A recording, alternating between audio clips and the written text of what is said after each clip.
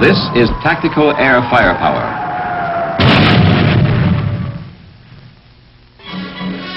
It was born in World War I. It was immediately effective.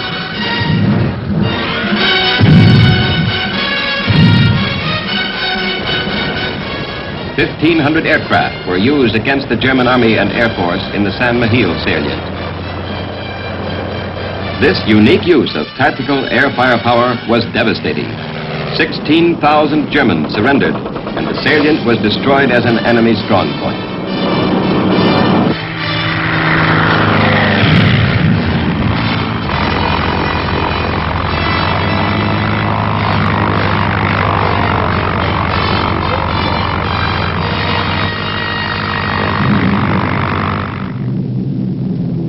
North Africa, World War II. Greatly improved fighters and fighter bombers smashed targets in close support of ground forces. Controlled by ground commanders down to division and corps level, tactical aircraft were employed chiefly against immediate objectives of individual ground units. Enemy airfields, supply lines, and communications were only occasional targets. This uncoordinated use of tactical air firepower assisted the advance of a few surface forces, but was unsuccessful in speeding the movement of the overall Allied force, which suffered constant attack from German aircraft.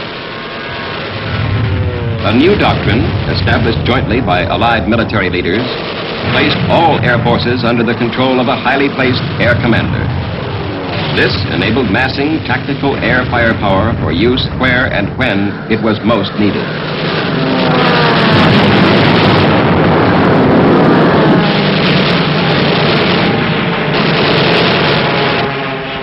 Enemy aircraft were destroyed in the air.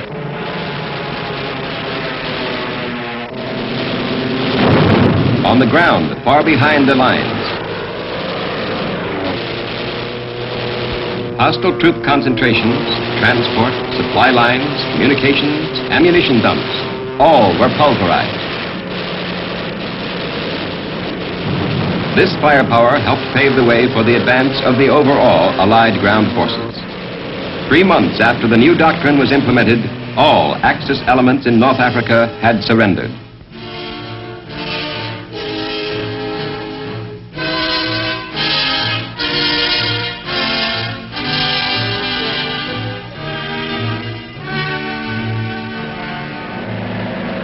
The new doctrine was further proved in Sicily and Italy. Pre-invasion bombing and strafing destroyed or drove out 50% of Axis aircraft, providing air superiority before the invasion by ground forces. Tactical air firepower was further used to isolate the battlefield and in close air support of ground operations.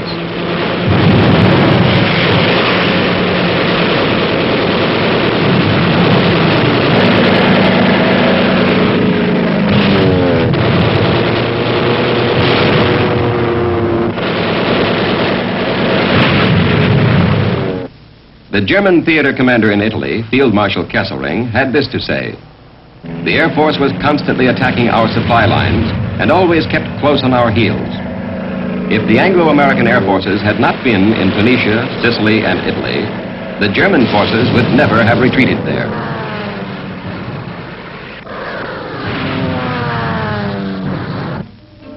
The British commander, General Montgomery, said of the new doctrine, "If air is placed under ground command, the battle will be lost. The greatest asset of air power is its flexibility." General von Senger, commander of the German 14th Corps in Italy, spoke of his retreat across the Po River. "We lost all our equipment," he said. "North of the river, we were no longer an army." General Mark Clark, 5th Army commander, said, "The effective air support given us will go down in history as a classic example of the competent employment of air power in the close support of ground forces." In Western Europe, massive tactical air firepower used in conjunction with ground forces in interdiction and air superiority effectively furthered the overall war effort. From D-Day to the German surrender, almost 11,000 enemy aircraft were destroyed.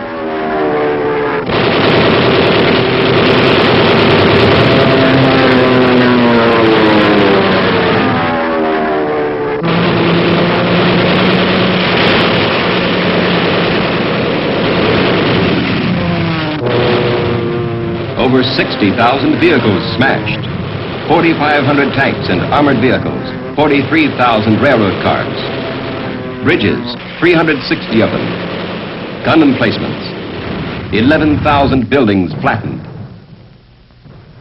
From 1943 on, the greatest single cause of enemy armed forces casualties was air firepower. Leading the list of air-inflicted casualties, strafing, not bombing. An outstanding example of command and control of tactical air firepower was the covering of General Patton's Third Army right flank. So effective was the devastating firepower of the 19th Tactical Air Command that 19,000 Germans surrendered without opposing Patton's ground forces.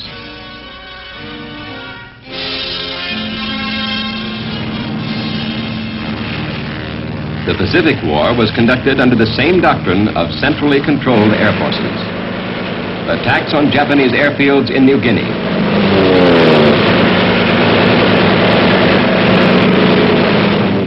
the bombing of bases in the Bismarck Archipelago,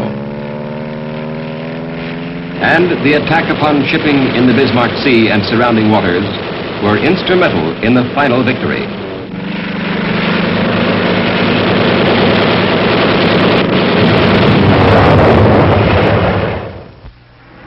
The Korean War clearly emphasized that the element of speed was to play an important role in further tactical operations. Speed became necessary to survive not only enemy air fighters, but enemy ground defenses as well. Conventional fighters like the P-51 suffered higher losses because of enemy ground fire while performing the close support mission than jet aircraft with their greater speed, range, and payload. Speed was an important part of the jet fighter's armor. In initial stages and prior to the Incheon and Munsan landings, air superiority was attained and held, while close air support prevented the complete destruction of outnumbered ground forces during their withdrawal to the Pusan area of operations.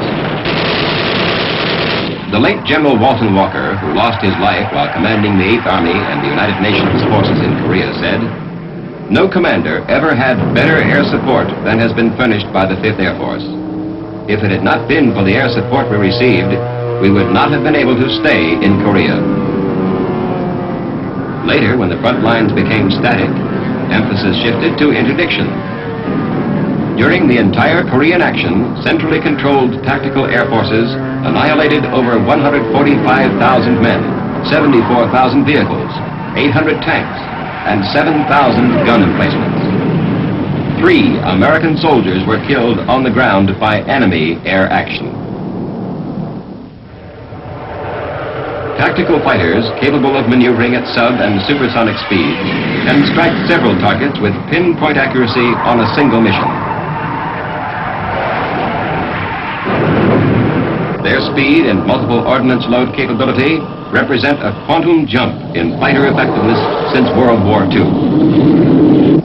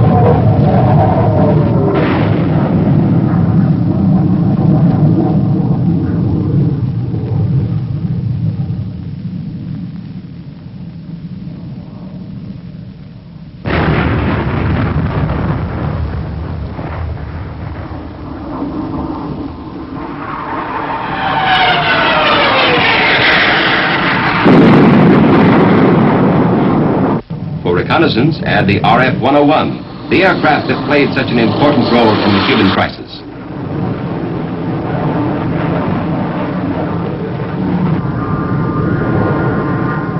Speed will continue to be of the utmost importance in tactical fighter operations.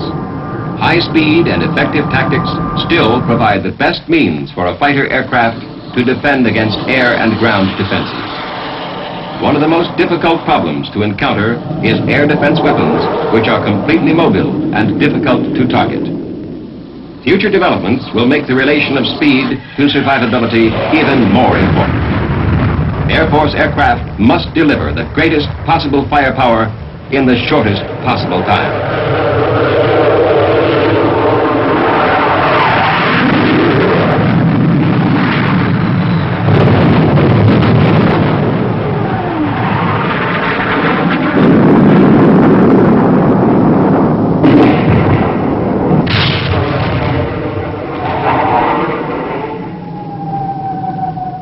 Today, the tactical air forces of the United States stand ready to tailor their ability, organization, experience, and firepower to the specific requirements of any condition or scale of warfare anywhere in the world.